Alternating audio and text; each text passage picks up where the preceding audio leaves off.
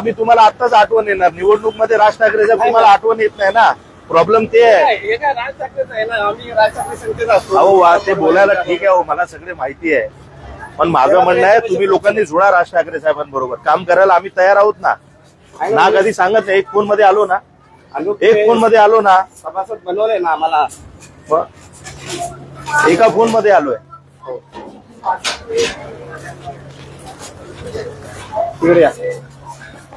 हे इथे चालू आहे होळी. काल होती की आज आहे काय? हा 2 दिवस जलसे करा. चला हॅपी होली.